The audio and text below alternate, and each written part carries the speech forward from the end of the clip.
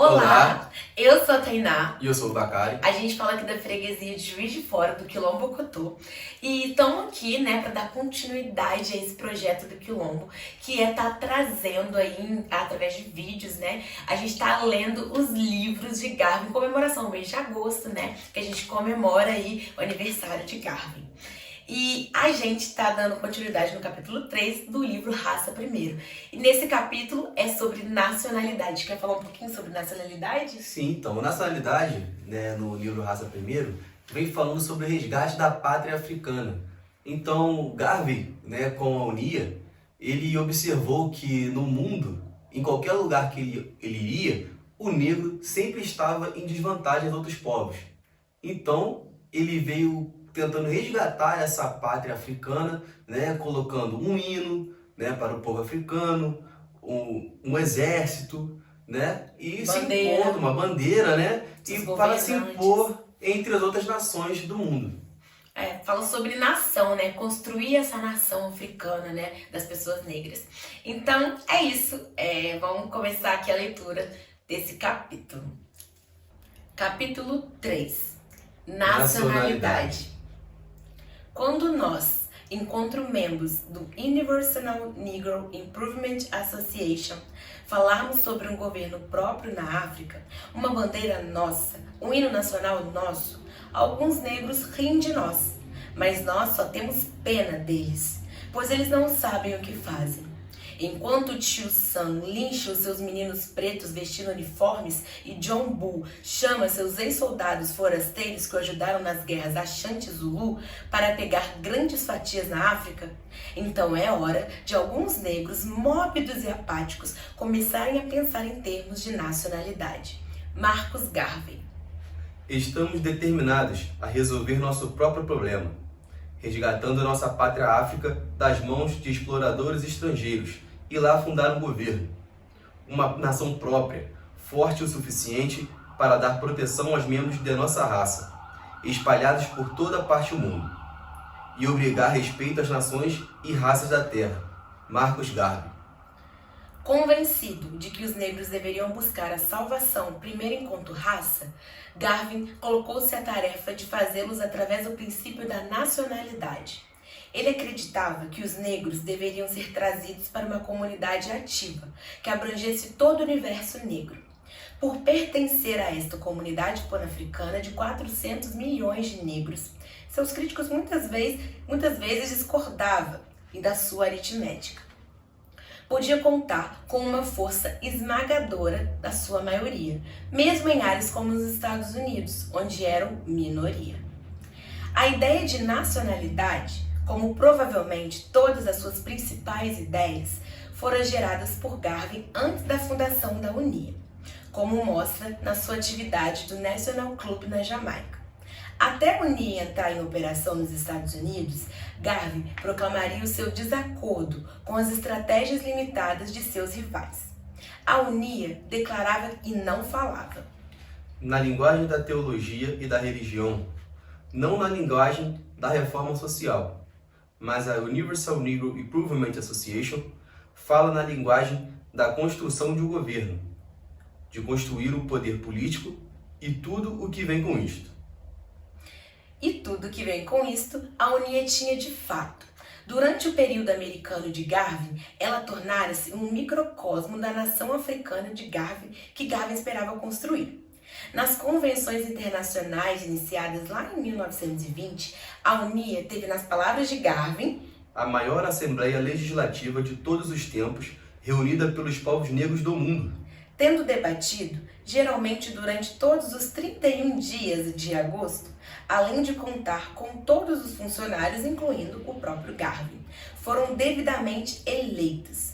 Os delegados, eleitos pelas filiais da UNIA e outras organizações raciais, marcaram presença em lugares tão distantes quanto na Austrália, África e América do Norte. Presidindo a organização, desde 1920, havia um potentado, uma espécie de monarquia constitucional. A legislação da UNIA estipulava que o potentado devia ser um africano de pátria. O próprio Garvey, como chefe executivo, receberam o título de presidente provisório da África. O mundo negro foi subdividida em várias grandes regiões geográficas, cada uma presidia por um líder. A organização tinha seu próprio hino universal da Etiópia, que em 1920 foi adotado como o hino da raça negra. Também com sua própria carta Magna Carta, em sua Declaration of Rights of the Negro People of the World, adotada na Convenção de 1920, Garvey deteve o título de honorável. Nessa convenção, um RH da UNIA administrava exames e preparava trabalhadores para servir à organização. A UNIA também concebia tratados de nacionalidade, concedendo títulos a membros merecedores da raça. Brancos, assim como negros, os críticos ridicularizavam a prática, a qual Garvey retrucou. Sou acusado de criar duques, barões e cavaleiros. E quem deu ao homem branco a monopolização de criar ordens sociais? Com lógica semelhante, Garvey insistiu em vestir em ocasiões cerimoniais uniformes e túnicas à moda daqueles usados pelos líderes dos estados soberanos. Garvey vivera o suficiente para ver fascistas italianos instalarem um duque em Addis Abeba depois da sua invasão na Etiópia. Ele notou incisivamente a falta de hostilidade para essa ocorrência daqueles que ridicularizaram lá em 1924, ao nomear John A. Bruce como Duque do Nilo. Os atributos externos da nação foram evidenciados também nos auxiliadores uniformizados da UNIA, como nas Universal American Legions, Universal Motor Corps, a Universal Africa Black Cross Nurses e o setor de juvenis e assim por diante. O item de pompa mais extravagantemente impressionante do nacionalismo de Garvey era inspirado em torno das recepções de corte que marcavam suas convenções. Tais recepções eram concebidas como o maior evento da vida social dos povos negros do mundo. A recepção de 1929 foi adornada com uma estátua da Rainha Negra da Beleza segurando no alto de sua tocha da verdade. Entre o requinte de tais recepções da corte estavam Sua Majestade Candace e as damas provisórias da Corte Real Etíope da UNIA. A mais duradoura das propagandas externas à nacionalidade da UNIA, fora sua bandeira vermelha, preta e verde, adotada na Declaration of Rights de 1920, com cores oficiais da raça africana. A questão por uma bandeira para a raça não era tão trivial quanto poderia parecer na superfície, pois nos Estados Unidos, especialmente, a falta de um símbolo africano de coesão nacional parece ter sido a causa de escárnio grosseiro por parte dos brancos e uma fonte de solidariedade por parte dos afro-americanos.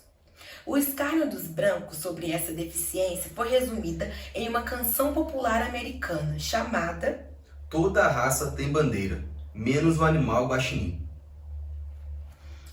Um relatório de 1912, que aparece no Africa Times and Orange Review, para qual Garvey trabalhava, documenta as consequências de longo prazo sobre essa canção.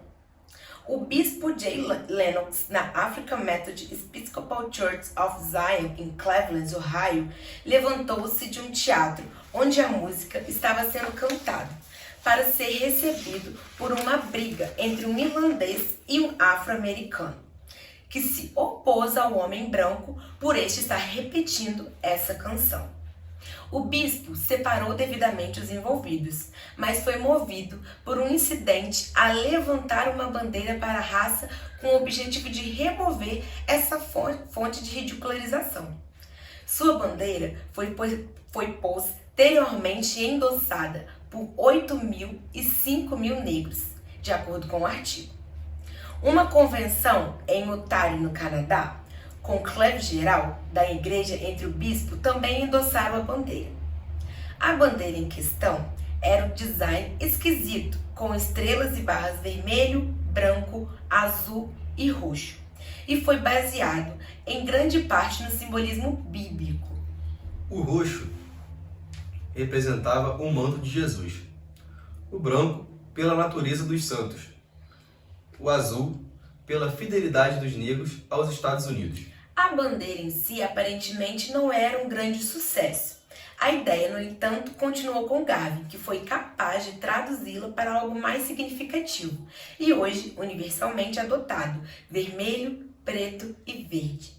Garvey provavelmente estava familiarizado com esse artigo do bispo e em 1921 ele declarou: "Mostre-me uma raça ou nação sem bandeira, e eu lhe mostrarei uma raça de pessoas sem qualquer orgulho. Sim, no canto e no escárnio lhes tem dito: toda raça tem uma bandeira, menos o animal guaxinim. Quão verdadeiro! Mas isso foi dito de nós 4 anos atrás. Eles não podem dizer isso agora."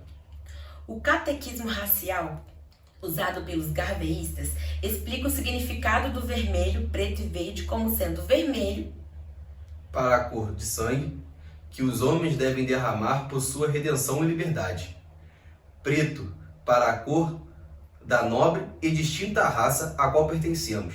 E verde, para a luxuriante vegetação da nossa pátria.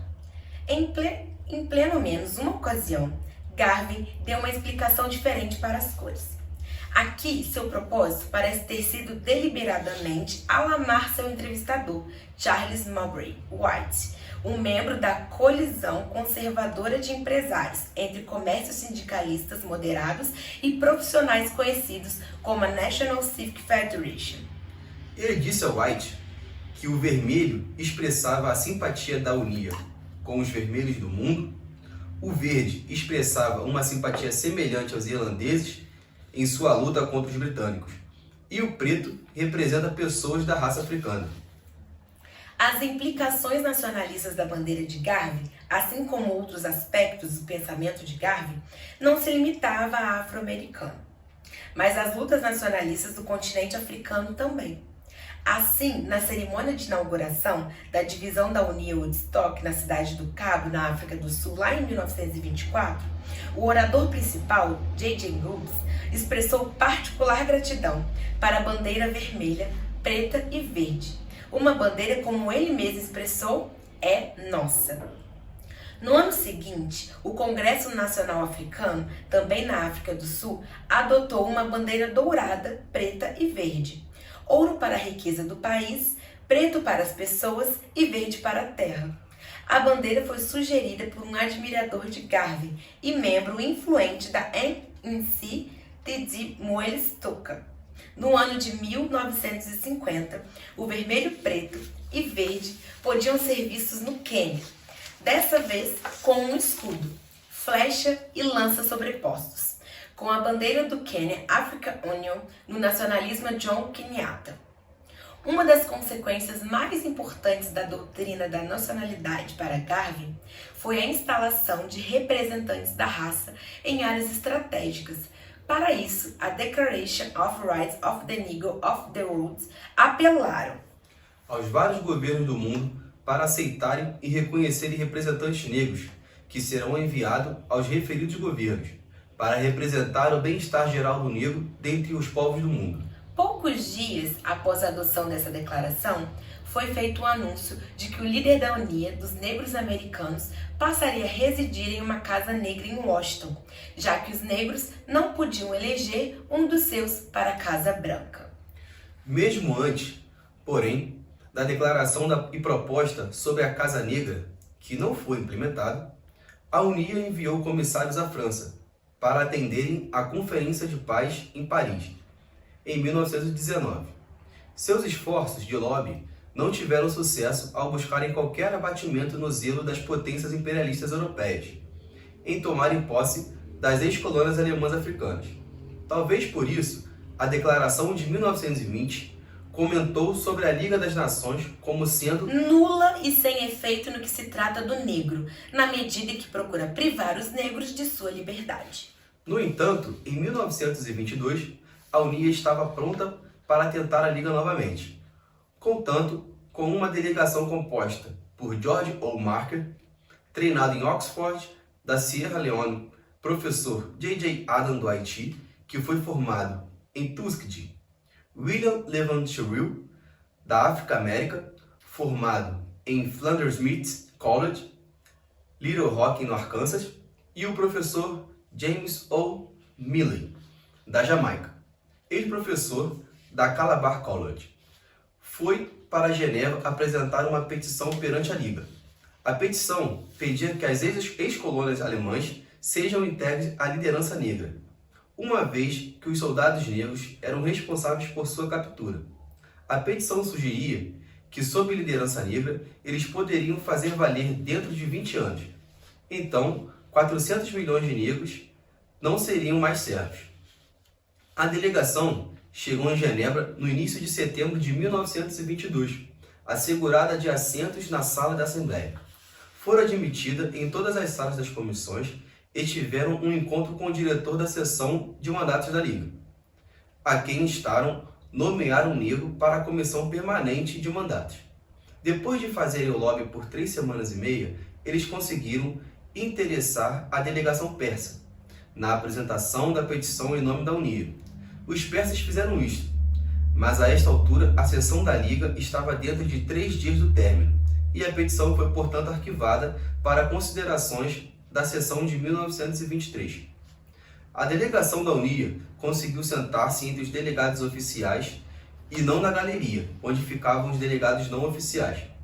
Segundo um membro da delegação, cerca de 300 delegados não oficiais semelhantes tentaram apresentar petições, e apenas os representantes da Unia tiveram sucesso. Para a sessão da Liga de 1923, a Unia novamente despachou um representante, na esperança de que a petição de 1922 fosse debatida.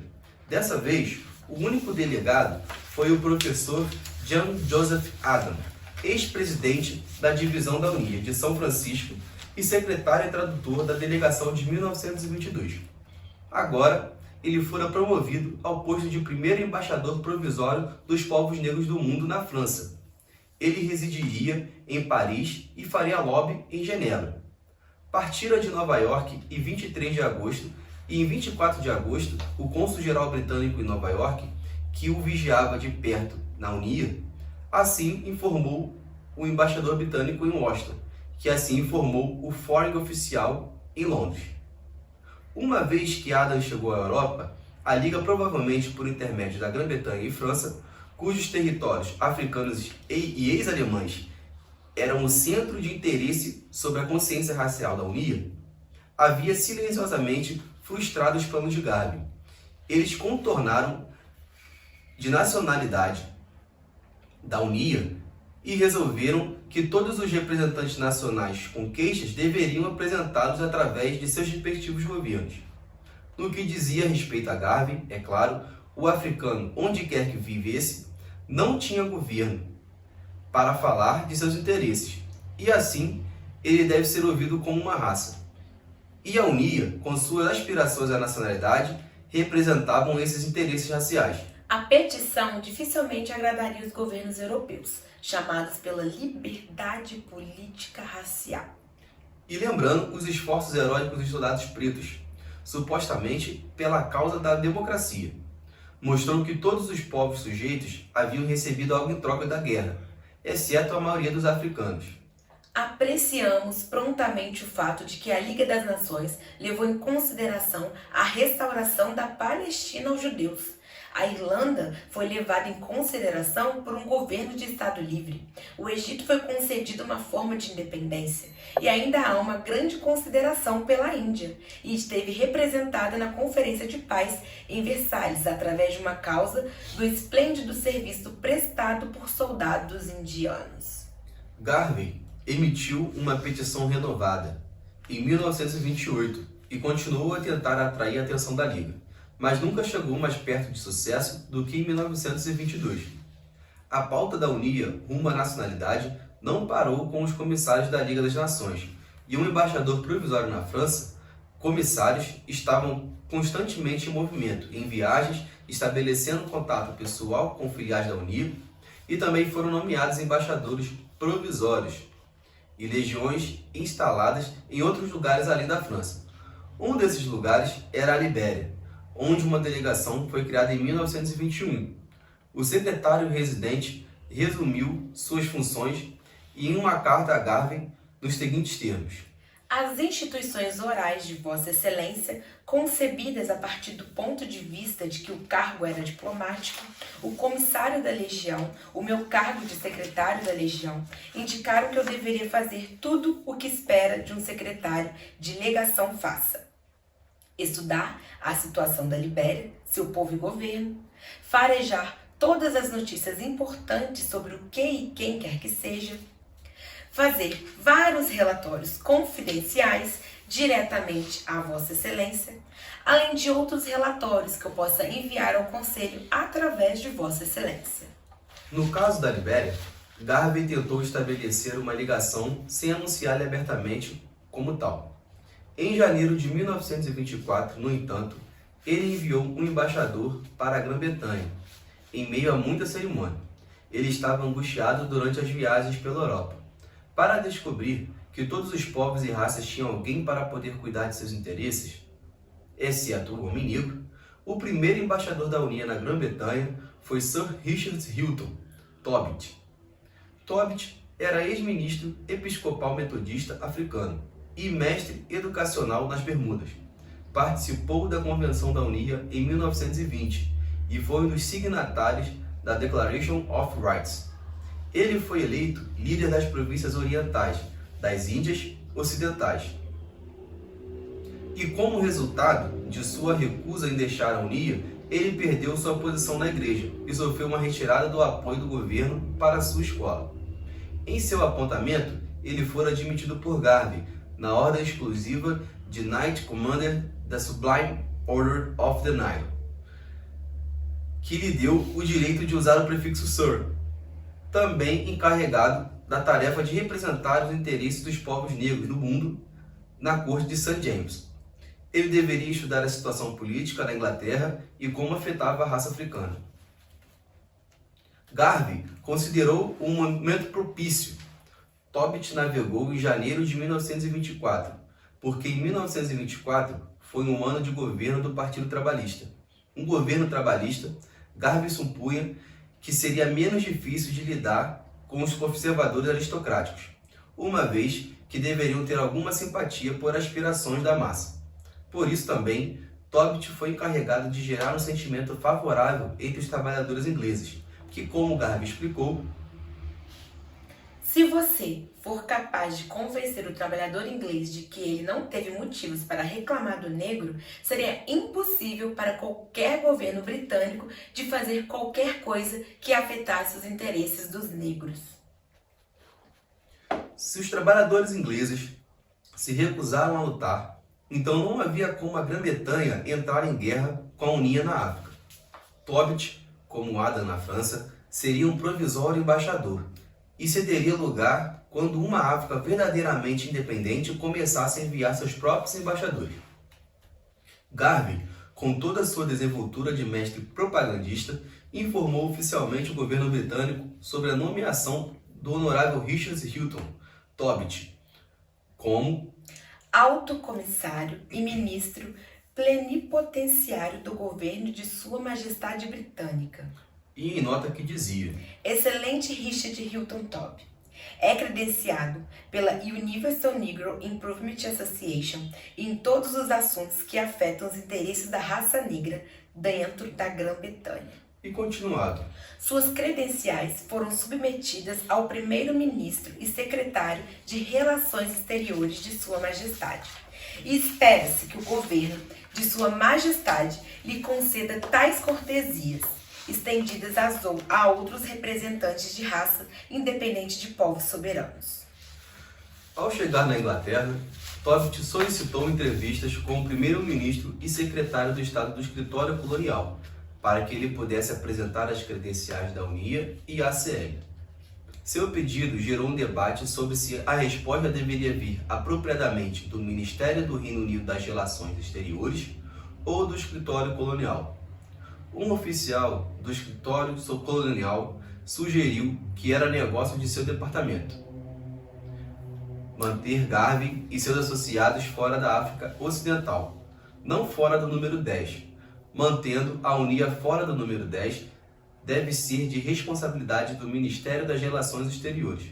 Outro oficial do escritório colonial considerou os efeitos adversos do colonialismo britânico nas Índias Ocidentais e que resultam em tal reconhecimento oficial da Unia. A confiança das Índias Ocidentais no governo de Vossa Majestade sofreria um choque desconfortável se algum tipo de reconhecimento oficial fosse dado a esta associação, que tem antecedentes de fraude, sedição e incitamento à violência. Não surpreendentemente, o pedido de Tobit para uma entrevista para apresentar sua credencial foi finalmente recusado.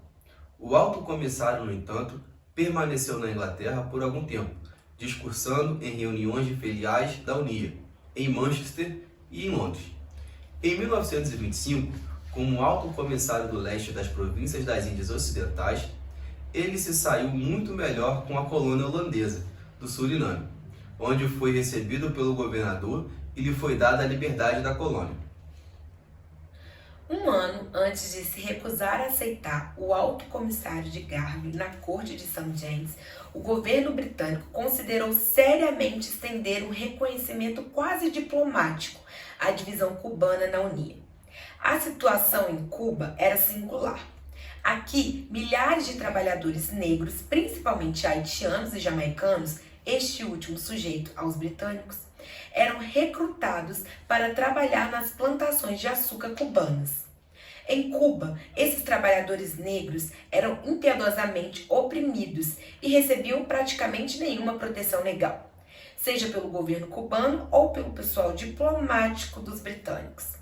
Nessa situação, a Unia tornou-se fielmente cercada entre os trabalhadores negros em Cuba e, com o tempo, tornou-se uma sociedade de ajuda mútua, organizando a elevação racial e quase um governo para aquela população negra. Foi praticamente a única tentativa eficaz de zelar pelos seus interesses. Não surpreendentemente, em meados da década de 1920, Cuba tinha o maior número de divisões da Unia e filiais de qualquer outro país, exceto os Estados Unidos.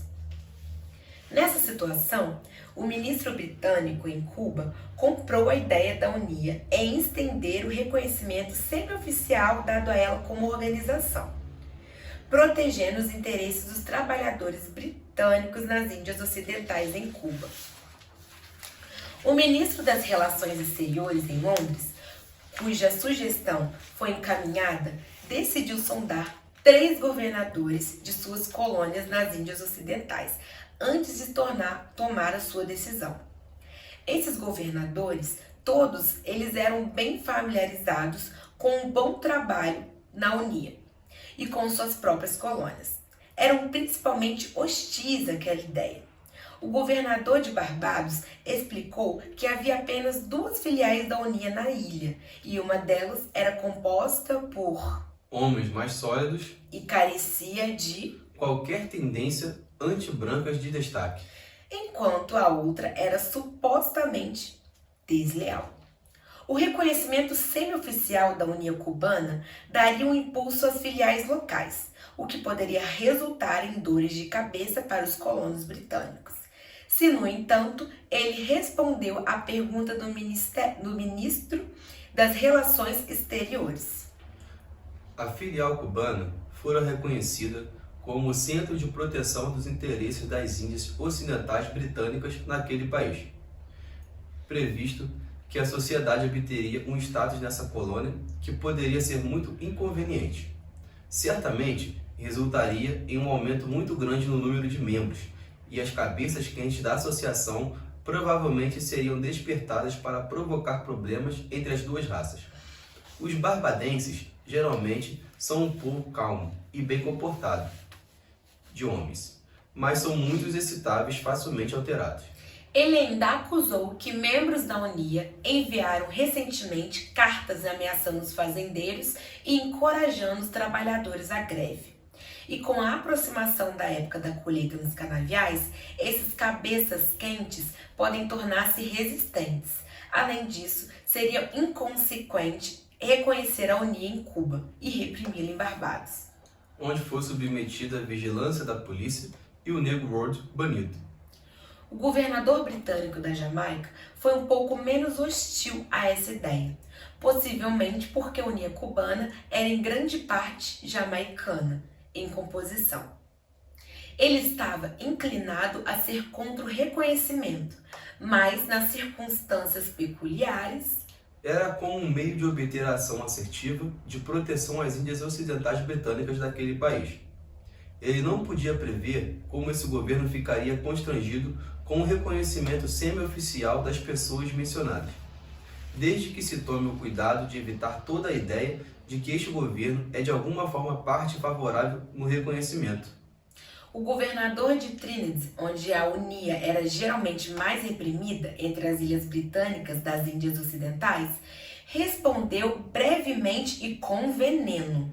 Sou fortemente aversivo a qualquer ação que possa de alguma forma levar a Universal Negro Improvement Association, acreditando que o governo de Sua Majestade considerou a associação como algo que poderia de qualquer forma melhorar a posição da população negra de Sua Majestade nas Índias Ocidentais. Ele acrescenta que recentemente recusou uma petição do Tribunal da Unia, lá em Trinidad, e aboliu a proibição do Negro Word. Pois o caráter das matérias que essa editora contém é censurável. Com base nessa opinião, o ministro britânico em Cuba foi aconselhado a reter o reconhecimento. A partir de então, o governo cubano, com a fusão de empregadores americanos de trabalho negro com a United Fruit Company, intensificara a sua campanha contra a Unia, que, entre outras coisas, fora responsável por greves contra esses empregadores. Funcionários da Unia foram detidos e as filiais fechadas pelo governo cubano. Em 1930, o próprio Garvin teve a sua permissão negada para visitar Cuba. O general Manuel Delegado, secretário do Interior, explicou que não havia problemas de raça em Cuba, mas a Unia estava, no entanto, incitando-o. Ele também emitiu uma declaração ordenando que os governos provinciais fechassem todas as filiais da Unia. Se o governo provisório de Garvin estivesse bem abastecido de embaixadores e comissionários de bordo, ele próprio, em suas viagens, agia como um chefe de Estado, solicitando às vezes e recebendo entrevistas com tais dignitários, como os governadores de Honduras e o presidente da Costa Rica. A posse da nacionalidade da Unia não existiria sem os seus incidentes humorísticos. Em 1923, a organização despachou uma delegação oficial para o funeral do presidente Warren Harding. A delegação viajou de carro, repleto de membros da Unia e da Universal African Legion, em cada etapa. Após o funeral, a delegação se dividiu, dirigindo pelas ruas de Washington e vendo os policiais saudarem e atrapalharem o trânsito para deixá-los passar. Esses, obviamente, estavam sendo enganados por representantes de um Estado soberano. William Sherrill, lembrando do ocorrido dessa década, depois explicou que nunca antes tínhamos desfrutado de tal consideração pela Polícia do Sul e aproveitamos ao máximo nossa falsa identidade. A base da prediletação de Garvin pela nacionalidade eram suas próprias especulações sobre a teoria política. Ele concebera que o grande problema da prática democrática, como a concepção de um mecanismo de governo que assegura a representação permanente da vontade popular, vontade essa que seria sinônimo de expressão da maioria da população, mas que de alguma forma garantiria que todos os cidadãos desse governo ficassem satisfeitos e simpatizassem uns com os outros. Ele criticou a democracia americana nesse quesito, explicando que muitas vezes apenas uma minoria da população vota realmente no presidente dos Estados Unidos. Então, ele não representa necessariamente a vontade da maioria. Além disso, uma vez que o executivo muitas vezes controla o judiciário, apelaram entre si, às vezes, seria como apelar de César para César. Garvey, certa vez, escreveu um pequeno ensaio Governando o Estado Ideal. sobre esse problema de governo não majoritário e a sua falta de sensibilidade à vontade popular. Ele partiu da premissa de que todos os sistemas de regime de governo dependem, em última análise, de implementação humana. Ele conceberia um sistema pelo qual os representantes do povo cumpririam com a sua confiança ou sofreriam de imediato desgraça e execução. O governo deve ser absoluto e a cabeça deve ser completamente responsável por si mesmo e pelos atos de seus subordinados. Ele deve ser a alma de honra e, quando for legalmente ou devidamente provado do contrário, ele deveria ser publicamente desonrado e condenado à morte como um representante indigno da vontade justa do povo. A ameaça de punição instantânea de morte também deve pairar sobre as cabeças de funcionários subordinados do governante.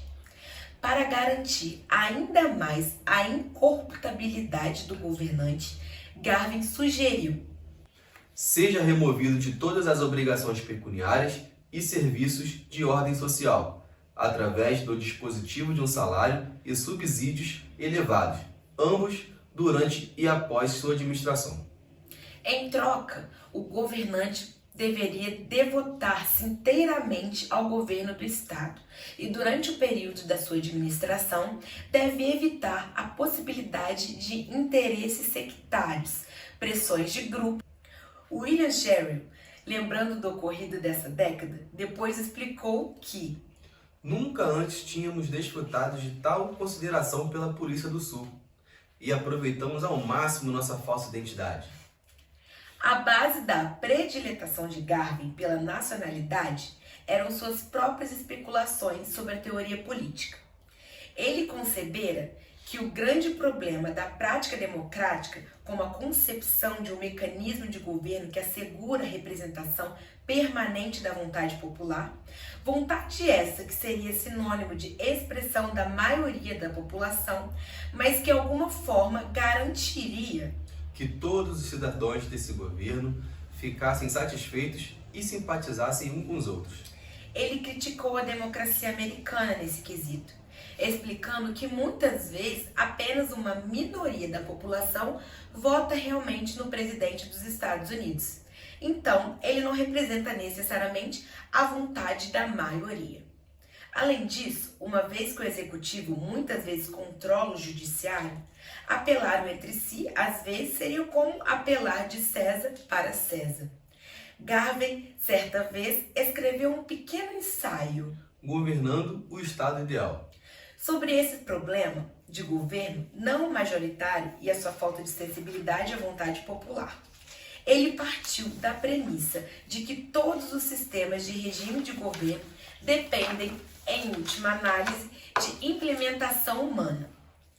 Ele conceberia um sistema pelo qual os representantes do povo cumpririam com a sua confiança ou sofreriam de imediato desgraça e execução.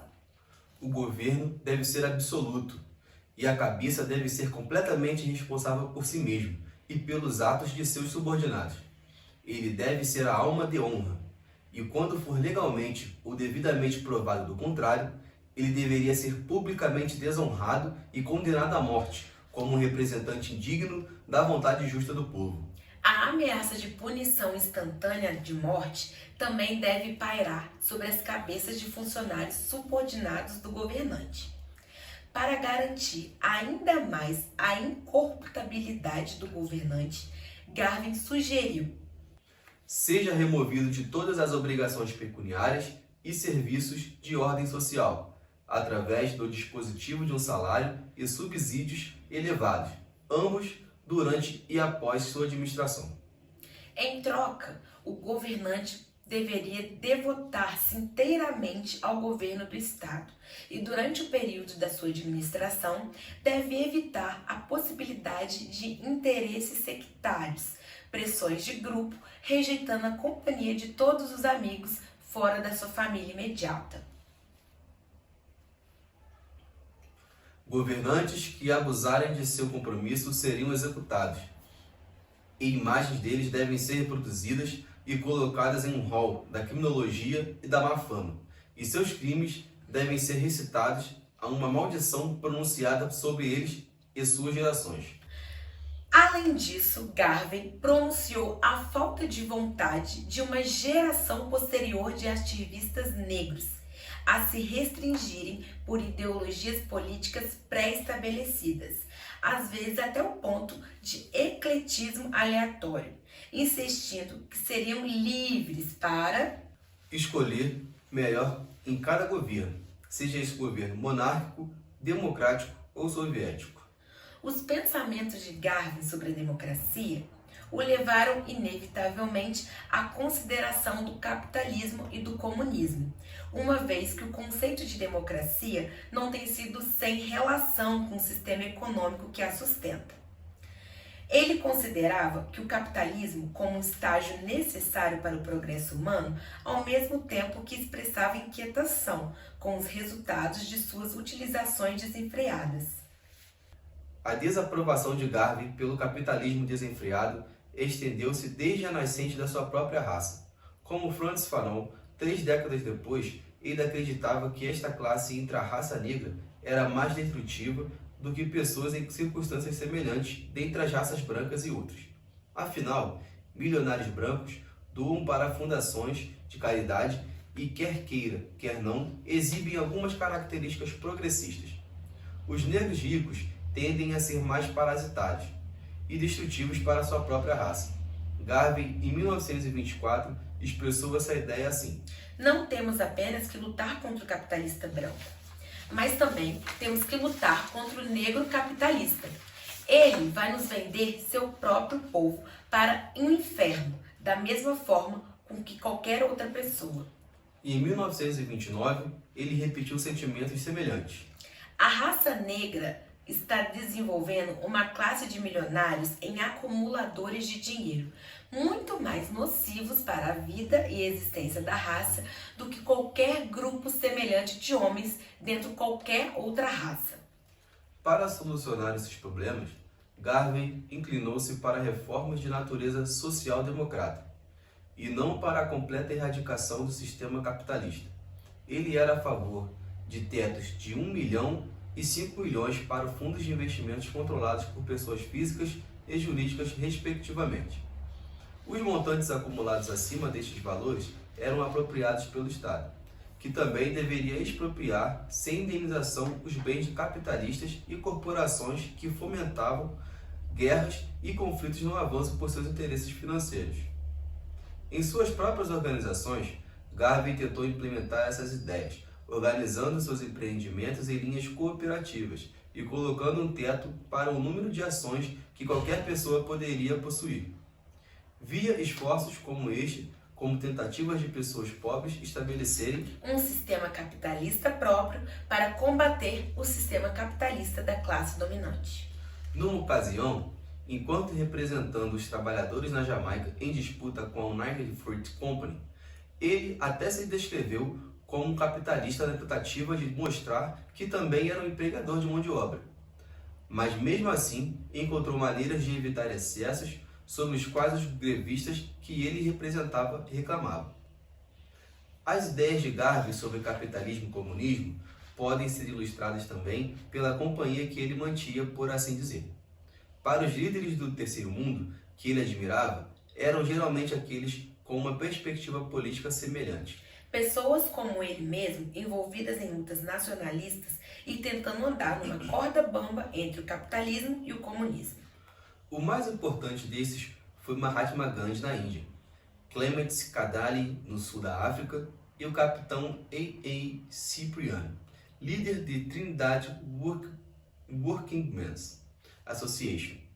Esses líderes eram geralmente agrupados junto com Garvey em jornais comunistas como reformistas pequenos burgueses, enganosos e falsários. Os governos imperialistas geralmente os consideravam perigosos agitadores.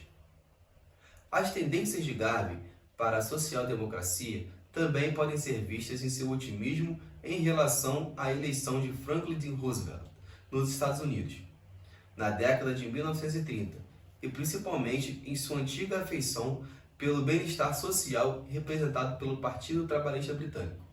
Já em 1923, Garvey foi relatado pelo New York Age como sendo um membro deste partido. Sua crença de que o Partido Trabalhista mostraria maior sensibilidade às aspirações dos negros era um sonho perene dos povos colonizados pelo Império Britânico, mas que geralmente estava desenganado.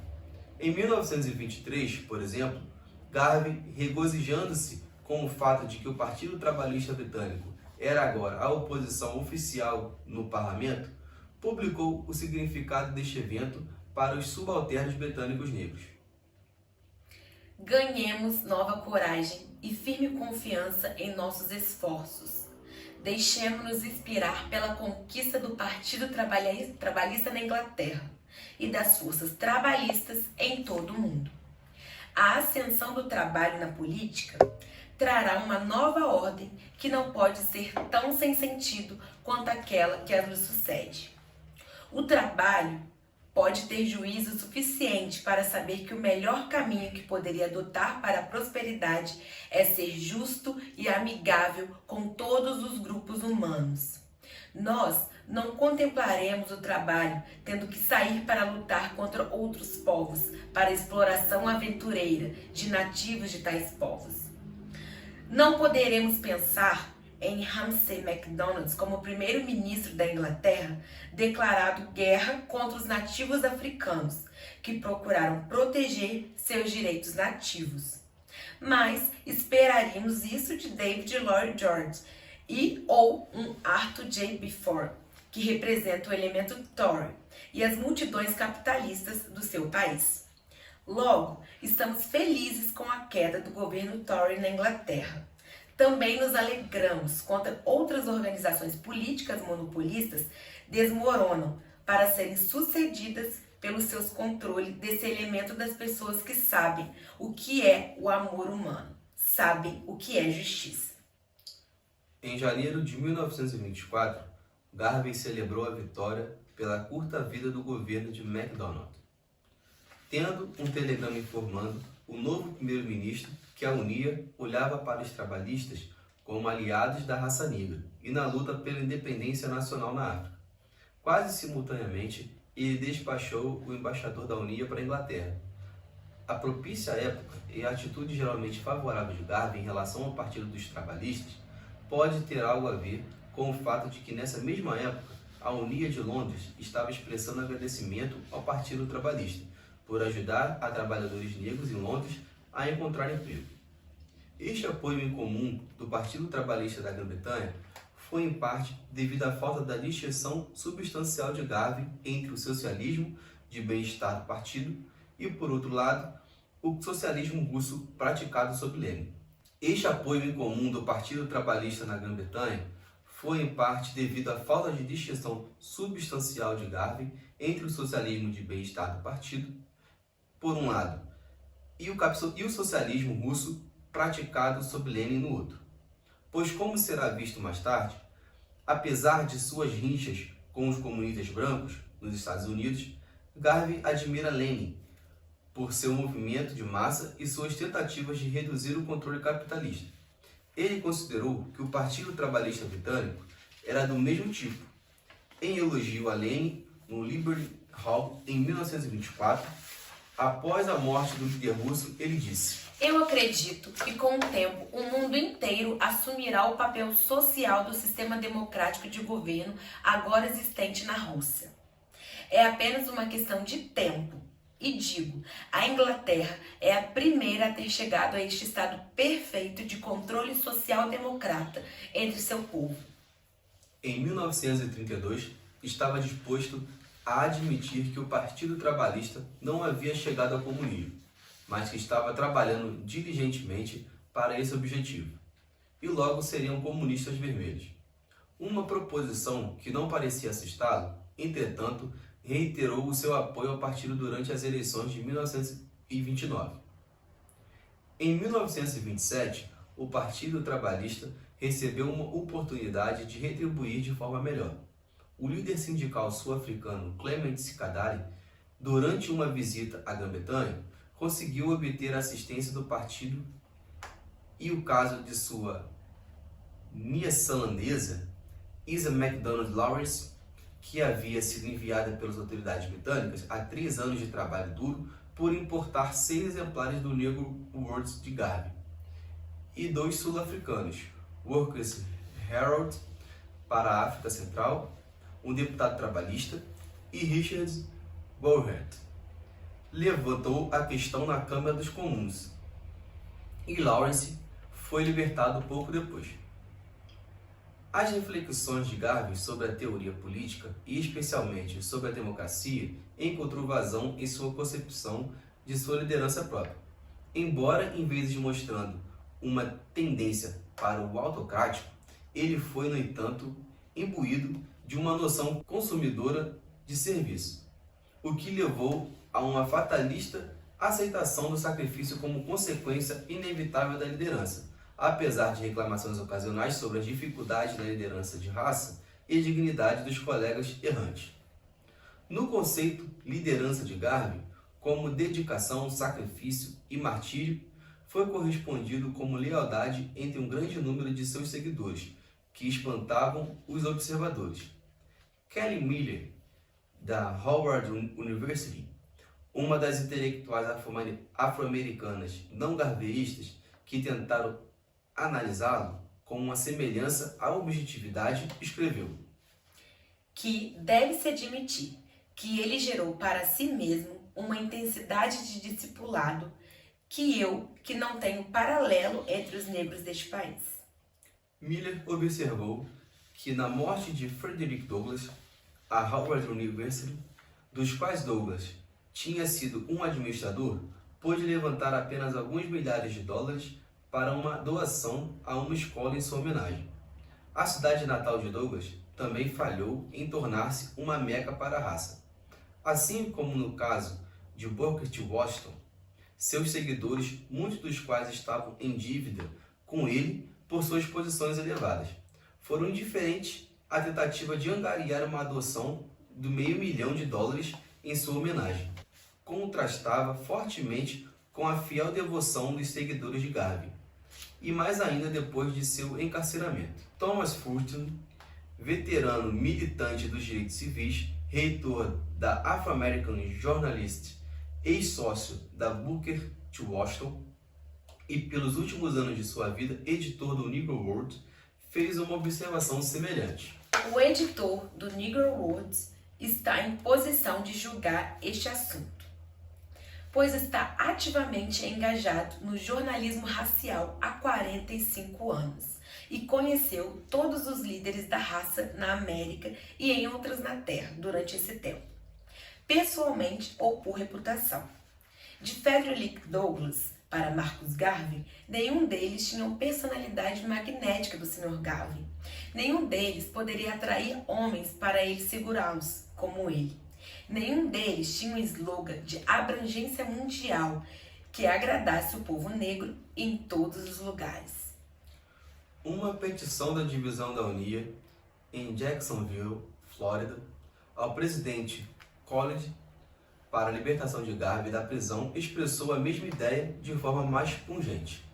O mundo nunca teve um personagem enquanto protagonista como Marcus Garvey, um dos mais inspiradores e corajosos idealistas da história. E esse Marcus Garvey é tudo que o negro já teve. Para a mentalidade oficial de um procurador-geral dos Estados Unidos, tal lealdade era irracional e perturbadora. Ele explicou sua perplexidade em um memorando ao presidente Coolidge. A situação apresentada no caso de Garvey é bastante incomum. Apesar do fato da acusação fora projetada para proteger pessoas de cor, a quem Garvey fora acusado de fraudes por meio de declarações exageradas e incorretas divulgadas por um correio. Nenhuma dessas pessoas, aparentemente, acredita que foram defraudadas, manifestadamente mantendo toda a sua confiança em Garvey. E em uma acusação e prisão dos requerentes ser um exemplo de advertência contra a violação de lei. isso realmente se mantém e considerando-se uma classe, num ato anti-opressão de raça, e os seus esforços na direção do progresso da raça e discriminação contra Garvey, enquanto negro. Isso não é de forma alguma uma condição saudável de negócios. Tal lealdade se manifestava em milhares de cartas, telegramas, petições e afins, que inundaram os departamentos dos Estados Unidos e outros governos, sempre que Garvey era tratado injustamente. Isto manifestava-se também em cenas como durante o discurso de Garvey no julgamento em 1923 por suposta fraude postal. Centenas de seus apoiadores se ajoelharam, oraram, lamentaram e ameaçaram ou testemunharam. O camburão da polícia que levava Garvey para a prisão foi obstruído por cerca de 300 pessoas e, na linguagem pitoresca do New York Times, vários negrescos mostraram emoção marcante. Este artigo ficara tão perplexo diante dessas manifestações de devoção quanto havia ficado o Procurador-Geral dos Estados Unidos. E em editorial intitulado Hero More Story Unimaginable, repreendeu os apoiadores de Garvey. Certamente deveria existir mais inteligência suficiente entre as pessoas de cor para ver que Garvey tratou suas piores e mais fracas qualidades, não suas melhores e mais fortes. Essa lealdade também se manifestou no fato de que apenas cerca de 18 pessoas dos 35 mil acionistas da Black Star Line, escrito por funcionários do governo dos Estados Unidos, que apreenderam livros da empresa e estavam dispostos a coordenar que estavam insatisfeitos com a operação da empresa. Todos os 18 eram e pensavam Garvey, empregados do governo. Muitos desses, mesmo acionistas, estavam entre aqueles que subscrevem $4.400 para um fundo de defesa da mesma noite de sua prisão. Tais feitos de angariação de fundos eram bastante comuns. Em 1921, Garvey arrecadou cerca de $25 mil na Costa Rica, a maior parte em 48 horas. A United Fruit Company, em Puerto Barrios, Guatemala, informou a venda de sacos destinados à UNIA e Black Star Line de $2.941 entre o novembro de 1921 e fevereiro de 1922. Este valor foi considerado um eufemismo. A população de Puerto Barrios foi dada apenas $2.400 dentro de um ano de sua libertação sob fiança em 1923. Garvey diz ter coletado 150 mil balboas de seguidores no Panamá. Sobre tais manifestações de lealdade, o colunista negro do Negro Roots, Sam Haynes, concluiu que Garvey havia demonstrado duas coisas evidentemente: que negros poderiam ser organizados e que eles estavam de fato ansiosos para depositar confiança e apoiar uma liderança negra sincera.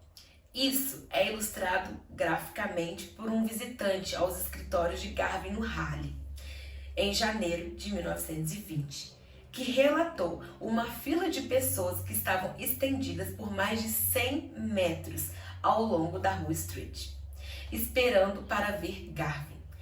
Alguns por nenhuma outra razão a não ser para expressar a sua gratidão a ele. Não surpreendentemente, uma lealdade tão feroz e inabalável eram muitas vezes taxadas como fanatismo. Os críticos inimigos de Garvey não hesitaram em descrever o estilo de liderança existente na nação africana provisória de Garvey como fascista. Essas acusações foram ajudadas por uma tensão de violência que parecia correr entre os garveístas. Além das lutas anticoloniais em que estiveram envolvidos, como os levantes de 1919 em Trinidad e também em Honduras britânicas, garveístas, particularmente nos Estados Unidos, estavam frequentemente envolvidos em confrontos violentos com civis em grupos rivais. Provavelmente, o mais divulgado de tais casos envolvia o assassinato de um ex-líder da UNIA, dos Negros da América, o James Anson, em Nova Orleans, no ano de 1923, depois de ter rompido com Garvey. O ex-americano, editor do Negro Roads, relatou que, na cidade de Nova York, já no outono de 1919, levantei a voz em protesto contra o execrável exagero, a estupidez impressionante, bombástica e abomináveis homicidas do nosso Barnum negro, culminando em Thomas Potter sendo agredido, chutado e preso por garveístas na primavera de 1920. Em agosto de 1920, várias centenas de garveístas executaram uma reunião de revivamento realizada sobre uma grande tenda na Street, em Harlem, pelo reverendo Adam Clayton Powell. A causa desse distúrbio era o reverendo Charles Morris, missionário veterano de Norfolk, na Virgínia, cujo sermão continua uma rejeição ao programa de políticas africanas de Garvey, pois, em sua opinião, as potências colonialistas eram muito coesas para serem desarticulados. Policiais uniformizados, à paisana, tiveram que escoltar o reverendo para casa, e por um trajeto, uma vez que a rota mais próxima passava pelo Liberty Hall. W. E. Du Bois anexou seu nome também à lista de vítimas de violência e ameaças da Unia. Ele não só foi ameaçado com morte por homens que se declaravam seus seguidores de Garvey, mas recebera cartas de uma imundície tão inacreditável que eram absolutamente não publicáveis. Seus amigos ficaram em choque. Ele declarou e forneceram-lhe uma política secreta de proteção ao desembarcar nos Estados Unidos de sua viagem à África. Debates sobre o julgamento de Garvey às vezes transformavam reuniões pacíficas, bem como festas em casa, ou em brigas, resultando em cortes ou outros ferimentos. Um caso semelhante é o assassinato de Anson, que ocorreu em Miami em 1928. Aqui, Laura Champion, uma auto-intitulada princesa africana, cujos esforços não autorizados de coleta de dinheiro para filiais da Unia foram denunciados pela organização. Foi assassinada em uma reunião anti-Garvey que estava ministrando. Seus seguidores assassinaram um garveísta em retaliação. O presidente e o líder das legiões de divisão de Miami na Unia foram acusados, mas absolvidos, de assassinato em primeiro grau. O traço violento não foi o único ponto de semelhança entre o garveísmo e as doutrinas do fascismo e nazismo, que mais tarde floresceram na Europa. Em seu nacionalismo feroz, em suas doutrinas de pureza racial, em seus grupos de jovens doutrinados, uniformizados, em sua conversa de multidões em unidades uniformizadas, disciplinadas, bem como algumas qualificações de anticomunismo na oratória apaixonada de seus líderes, na pompa, na atmosfera de excitação em torno de seus movimentos, o fascismo e o nazismo europeu tinham certas semelhanças com o garveísmo. Essas semelhanças não passaram despercebidas aos contemporâneos J.N. Orges, que notou uma semelhança durante uma viagem à Itália de Mussolini em 1927, escrevendo A Itália para o Negro Roads. Ele disse: A outra coisa que me fez sentir em casa, como eu disse, era o fascismo, ou devo dizer, Mussolini. Eu vivi a agitação que se assolou em volta de Garvey, no Harlem, em 1922, e apenas fecho meus olhos e ouvidos para a cor, as questões, e assisto à conduta humana dançando a mesma velha melodia cantada em palavras diferentes. 10 anos depois, o próprio Garvey contra-argumentou Rogers perante o fato de que a Unia antecedeu Mussolini com o estilo de governo associado a ele. Disse: Nós fomos os primeiros fascistas. Tivemos homens, mulheres e crianças disciplinados em treinamento para a libertação da África. As massas negras prontamente nos apoiaram. Mussolini copiou o fascismo de mim, mas os negros reacionários sabotaram-no. Em discurso no mesmo ano, em 1937, proferido no Canadá, Garvey enfatizou um mesmo ponto. A Unia existia antes de Mussolini ou Hitler serem conhecidos.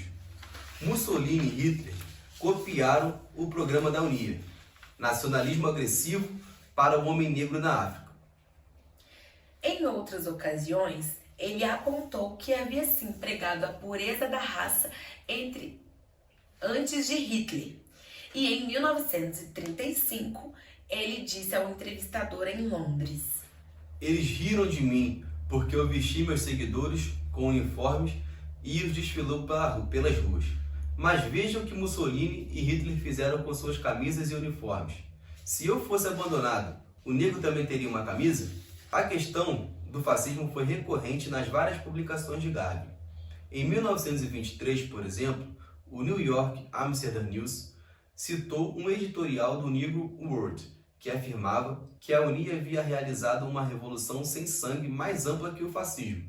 Em 1929, o Black Man, editorializado, enquanto Garvey estava na prisão, que Marcus Garvey é o Mussolini da raça preta, e nenhum outro negro pôde ou conseguiu igualar-se a ele como lutador apenas pelas liberdades e direitos de um povo.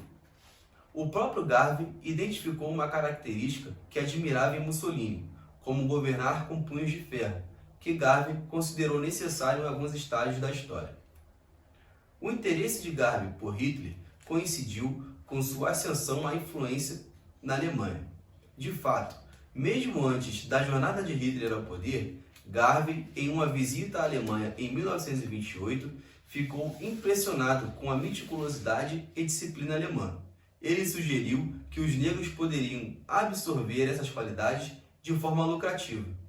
Em 1932, o editor do seu New Jamaican elogiou o papel de Hitler como patriota, uma visão que Garvey compartilhava. Garvey esperava que a raça negra produzisse um líder, um Hitler, e que os negros se familiarizassem com as ideias de Hitler. Em 1934, porém, consciente de sua própria experiência nos Estados Unidos e Jamaica, ele concluiu que um Hitler negro poderia ser permanentemente bem-sucedido apenas na África, pois a África proporciona uma melhor oportunidade para o apelo nacionalista do que áreas africanas em diáspora. A admiração de Garvey por Hitler e Mussolini não era, no entanto, desqualificada. Sua admiração baseava-se na consideração objetiva de estilo político e filosofia. Ele era sábio demais para não perceber, no entanto, que suas teorias poderiam significar apenas a ruína para a África, e se opunha a eles totalmente. Já em 1924, ele enviou um telegrama para Mussolini da Fourth International Convention of Negro People of the World, solicitando uma mudança nas políticas de Mussolini sobre África e autodeterminação para colônias italianas. Sua dupla inclinação entre apoio limitado e uma oposição hostil a Hitler e Mussolini podem ser melhor explicadas por uma declaração de 1933 sobre Hitler. Adolf Hitler, o chanceler alemão, não pode ser confundido como qualquer patriota. Estamos interessados em Hitler apenas do ponto de vista que a Alemanha ocupa em relação à nossa raça. É evidente que Hitler odeia os judeus, ele também odeia o negro. Embora admiremos a sua nacionalidade alemã, ou melhor, patriota, não devemos fazê-lo em detrimento do nosso nacionalismo ou patriotismo. Portanto, seria muito imprudente para nós encorajar alguém a ter visões tão extremas quanto a Hitler. Agora, Hitler defende uma Alemanha superior, que é seu direito, e o negro deve defender uma África superior, que também é seu direito. Sua oposição a Mussolini foi cunhada em termos semelhantes. E um editorial do Negro World de 1928 argumentava que Mussolini não estava apenas ciente de Garvey, mas o considerou uma ameaça aos planos de imperialismo italiano na África. O editorial citava um discurso em que Mussolini referiu-se a um motim no Harlem. Há um grande bairro em Nova York chamado Harlem, onde a população é exclusivamente negra. Um grande motim quebrou lá em julho passado, que depois de uma noite inteira de conflito sangrento, foi finalmente controlada pela polícia contra aquelas massas de negros.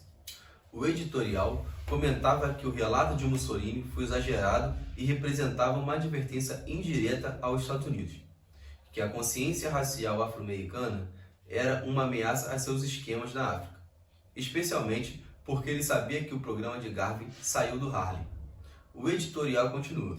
Ele pode não se referir a Marcus Garvey pelo nome, mas os negros do mundo todo sabem que ele respeita Garvey como uma força de impedimento mais potencial nos seus planos de colocar as suas mãos de ladrão na riqueza da África.